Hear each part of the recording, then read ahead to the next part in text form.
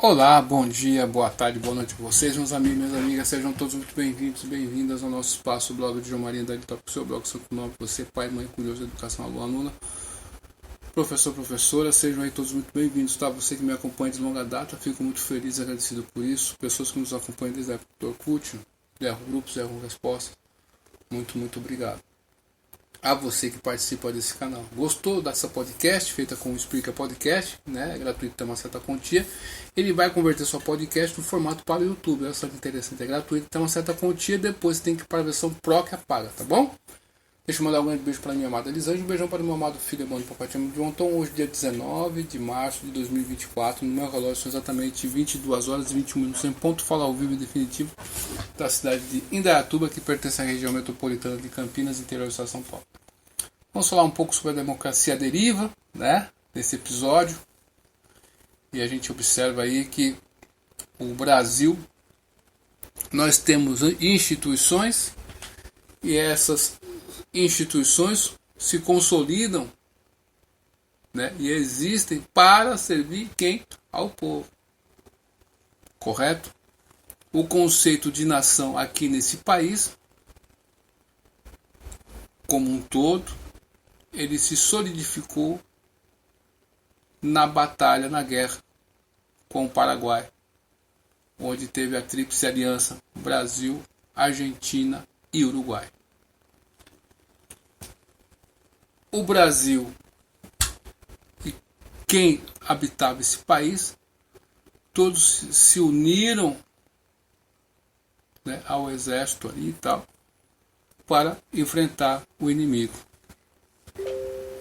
Então, esse conceito de pertencimento e nacionalidade, né, em 1860 aí, da vai cacetada, começa a ter início aqui no Brasil, vamos dizer assim. Lógico que teve a guerra do Guararapes, né, se não me engano, lá em Pernambuco também, em 1600, lá vai cacetada. Mas aí aquela questão foi uma questão local, mas começou ali essa questão. Então, com a guerra do Paraguai, esse sentimento vai para o Brasil inteiro. Essa questão de pertencimento, de nação. E a nação brasileira, em 1860, lá vai cacetada, né, ela veio antes das instituições que temos hoje, consolidada, que o exército se consolidou no Brasil e foi formado oficialmente brasileiro em 1822, né? Em abril, se não me engano. Em junho ou julho do mesmo ano, a Marinha. A aeronáutica veio bem, mas bem depois, né? Então, quando você vê Forças Armadas, FA, FFAA, essas duplas letras aí significam que é uma abreviação. E essas duas letras significam que essa abreviação está no plural, Forças Armadas. Tá certo ou não? Então, Força Armada, FA. Forças Armadas, FFAA. Tá certo? Então, quando você vê que Platão, no seu livro A República, ele vai deixar claro que o principal dentro da República, a principal questão de administração é a aristocracia. O dos melhores são aquelas pessoas que são criadas para administrar a coisa pública, né? Perseguindo o bem, o belo, a justiça, enfim. Quando ele observa que a aristocracia vai se corrompendo, se torna oligarquia. E quando a oligarquia se corrompe, transforma-se em quê? Na democracia. E quando a democracia se corrompe, vamos nos recorrer, nesse caso, a Aristóteles, ele vai dizer para nós que se transforma em demagogia. Então, nós estamos falando da Guerra do Paraguai, que foi de 1864, 2 de outubro de 1864 a 1º de março de 1870, né? essa questão de pertencimento ao Brasil, de sentimento do brasileiro, a formação do povo brasileiro, da nação brasileira, esse sentimento começou a ficar mais forte. Beleza ou não? E uma questão importante é que as instituições do Exército foi criado oficialmente em 1822. O Brasil foi descoberto em 1500. A população estava aqui primeiro. Depois veio todas as outras instituições vieram depois. Não tem como ter as instituições primeiro para depois vir o povo. Né? Não tem família se não tem primeiro o pai e a mãe, né? Que deu origem à família. Você vai ter seu filho, sua filha. Né? Duas pessoas se unem e vai ter depois formar uma família. Correto ou não? Então, essa questão que muitos falam da corrupção dentro do jeito de administrar o Estado, a República, gera isso aí. Por quê? Porque muitas pessoas e o Poder Judiciário no Brasil foi criado por um decreto em 1823 ou 24 e o prédio foi criado anos e anos depois. Então, o povo vem primeiro.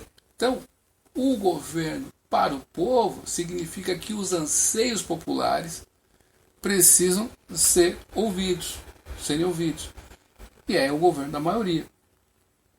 Então, quando os anseios populares querem mais transparência nas eleições, é isso que deve acontecer.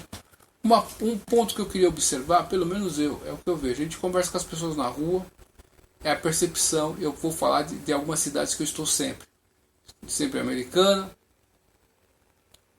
em Indaiatuba, aqui onde eu estou, em Campinas, em Osasco, em Barueri.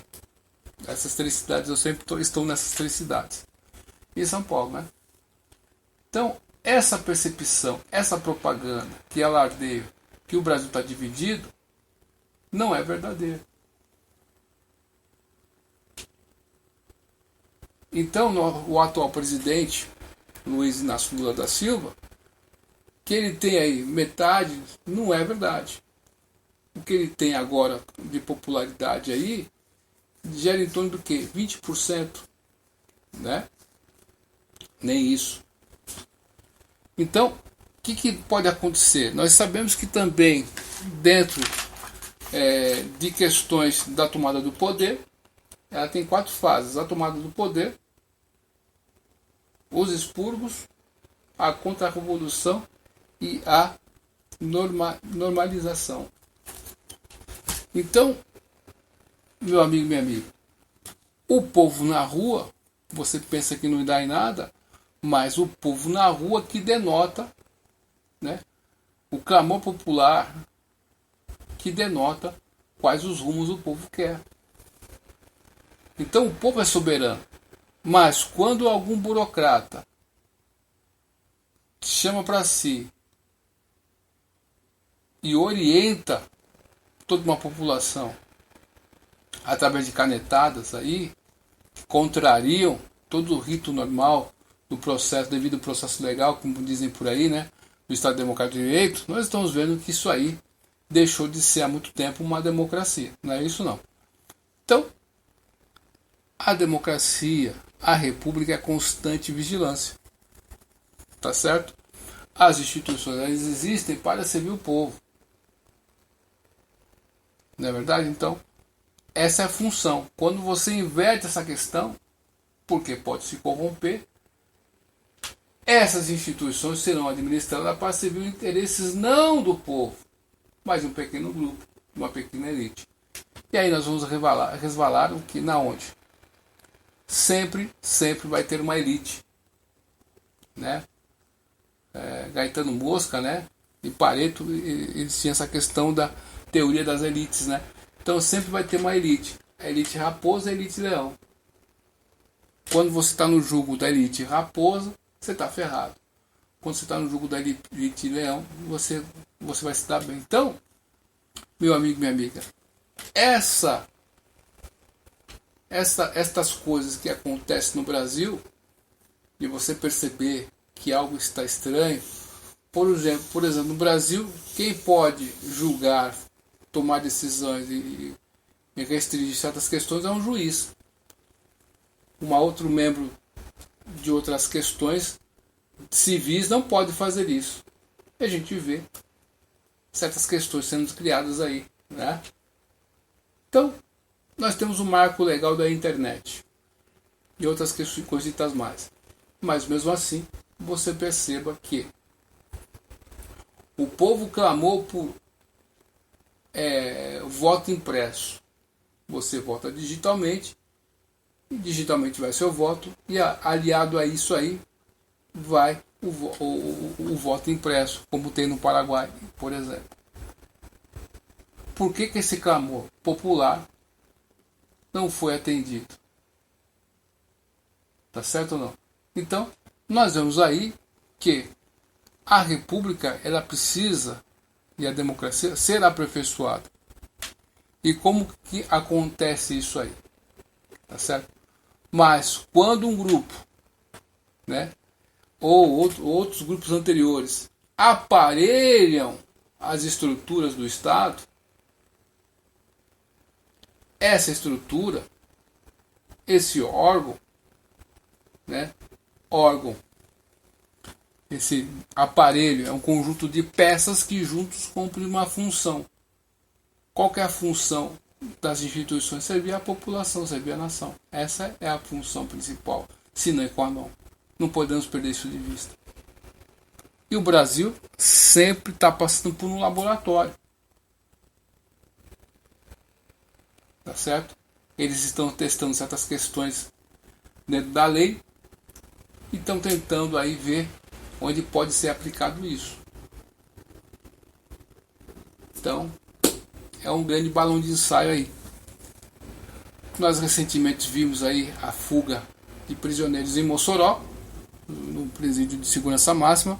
Não se engane, aí tem método.